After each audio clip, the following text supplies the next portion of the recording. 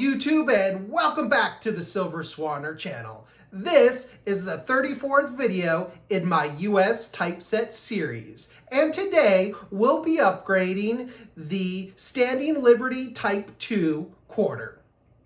So I've got this new 1920 Standing Liberty quarter that we'll be upgrading in the typeset. I'll leave a link in the description below to video number 19 where we added not only a Type 2 Standing Liberty, but a Type 1 Standing Liberty as well. I wasn't quite planning on making the upgrade video this soon, but I came across this coin, had to get it, so here we are, and we'll go ahead and get it upgraded. I will talk a little bit now about the history of the Standing Liberty quarters. I'm going to pretty much focus only on the Type 2 Standing Liberty quarter. I talked a little bit about the Type 1 in the previous video, and we'll talk about it more when we go back to upgrading that particular coin in the future. But the Standing Liberty quarters were produced from 1916 through 1930, and they were designed by Herman McNeil. The obverse features a depiction of the goddess Liberty, or just Liberty, and on the reverse it features an eagle in flight. You can find on the obverse the mint mark above and to the left of the date, and there's actually two varieties within the Type 2 on the date. The dates were known for wearing, and so they recessed the date then starting in 1925 so that they would wear less. For the Intercept type album, it only includes a Type 1 and Type 2. It doesn't include the two varieties of the Type 2 either. One of the interesting facts about the Standing Liberty quarters as well, besides some of the history around the Type 1 and Type 2, which again is going to be saved for a future video, is that there are no proof Standing Liberty quarters.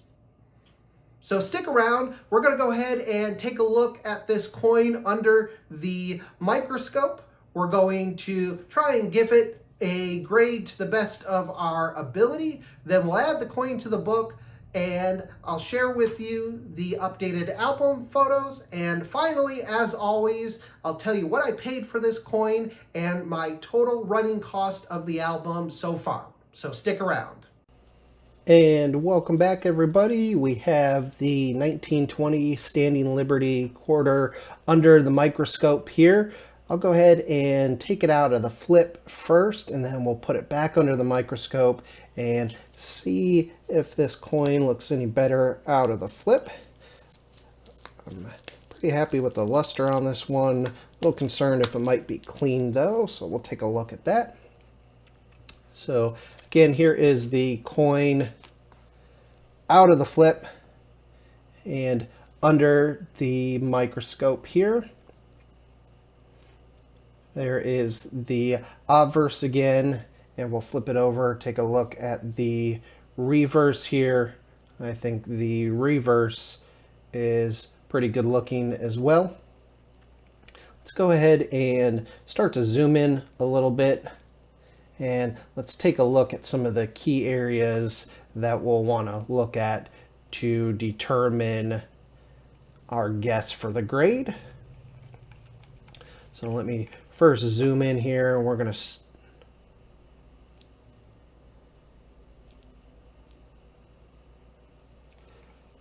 bear with me while I get the focus right.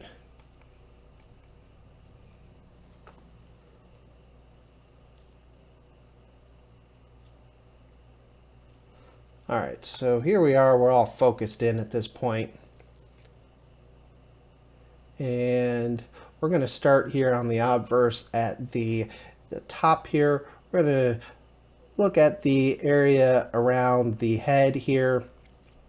The area on the shield, there's actually a shield within a shield here. And we're going to look at the chainmail around her bosom here.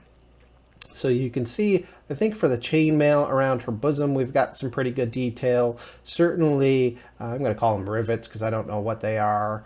On the edge of the shield here, look pretty good. The shield itself is lacking a little bit of detail. So if you're familiar with some US coins, you'll have seen this type of shield before depicted on some of them. It should have some lines coming down vertically here, as well as a couple stars on the top. We don't have any of that. The face, I would say, looks pretty decent. We've got some detail in there. Let's go ahead and even zoom in a little bit more here. Let me see if I can't focus it.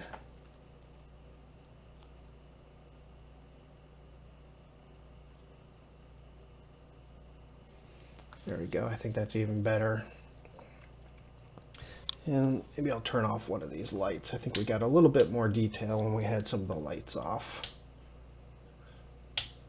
All right, I'll leave that light on. So like I said, I think pretty good detail here. We'll go and refer back over to the red book here that I have next to me. I'll start at EF40. Flattened only at high spots. Liberty's toes are sharp. Drapery lines across right leg are evident. So now let's move down a little bit. And certainly I think the drapery lines here are quite evident, both on the left and the right. Also, let's take a look at her toes. Certainly the toes down here on the pedestal on the left foot are quite visible. If we go up to AU50, then slight trace of wear on head, kneecap, shield center, and highest point of eagle's body. So I think here we're definitely starting to get some wear on the shield. Again, on the head as well. So this is the point where I would probably start going to sites like PCGS PhotoGrade, which I did, and use that to kind of determine where between AU50 and probably MS60 I think that this coin would land.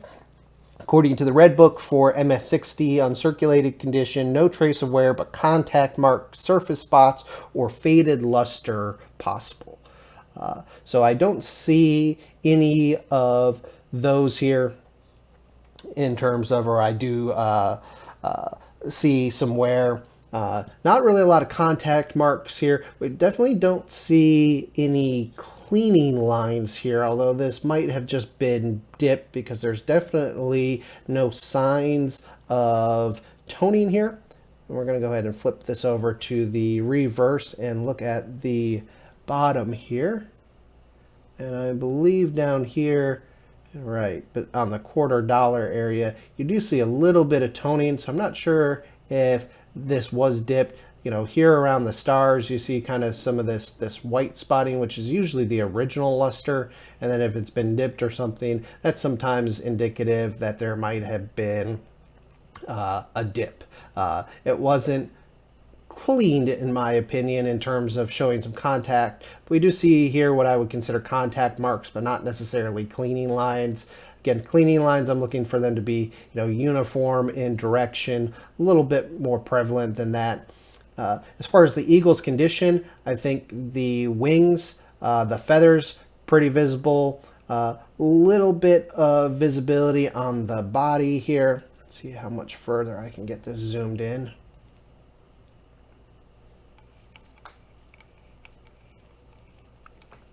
And I think that's the best zoom I'm going to get. I can't go any lower with my microscope to focus it anymore. So I think there's definitely some high points again here on the breast of the eagle that are worn. Little spot there. Again, none of the United States of America or E pluribus unum, none of that looks worn at all. All of the stars look like they're in good condition around their $quarter. Again, another little spot here where potentially there might have been some toning going on that was cleaned off. and again around here as well. Like I said, not a ton of lines to make me think that this was cleaned with any sort of abrasive material, but maybe potentially dipped and the luster restored or some of the toning took off that way. Let's go one more time here and flip it back over to the obverse here. So again, potentially dipped. The pedestals over here, I think, show good detail. The decorative borders here, I don't know what I would call that, all shows good borders. If there was a mint mark, it would be right here below her drapery. Here is McNeil's maker's mark on here. This is a 1920. Again, the toes here, we can see good detail. The outside of the shield here, the chainmail on her bosom, and some of her hair detail here. Looking at PCGS photo grade, I'm putting this probably in the MS60 AU58. The shield, especially on this particular coin, is the outer rim is in great condition, although this shield within the shield here, you can tell is worn off. Looking over here on the left, we can see with this decorative border, we lose some of the detail here. It kind of fades in. So maybe that's some wearing at some of the higher point here. And then you can see as we get to the bottom here, it starts to become a little bit more detailed here on the right as well.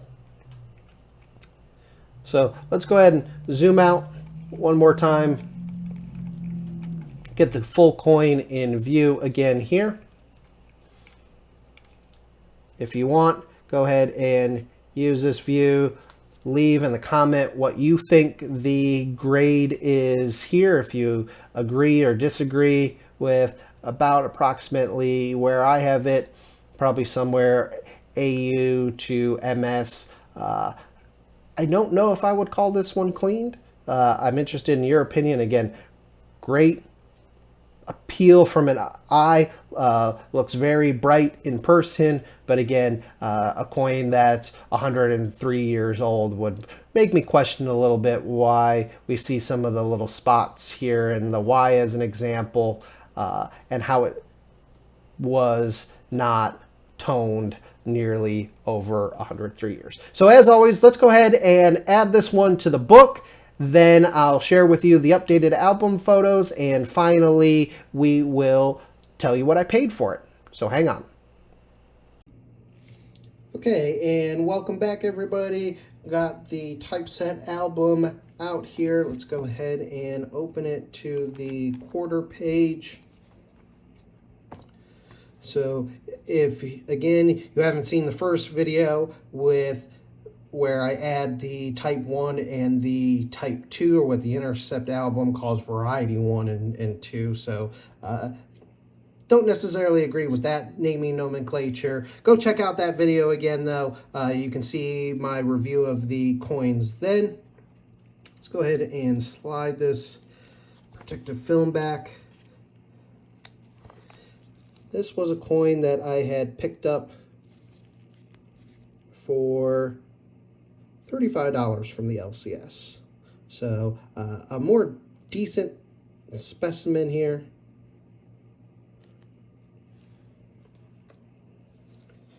And here is a close-up from the iPhone's camera.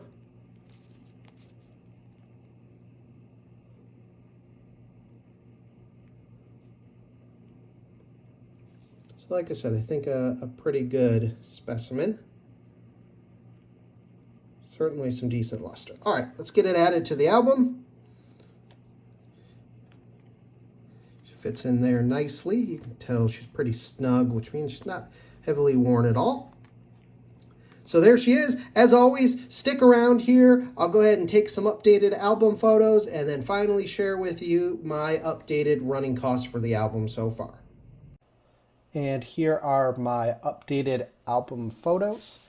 I've had this Standing Liberty quarter for quite a while. probably a year at this point. So I decided it was finally time to add it to the album.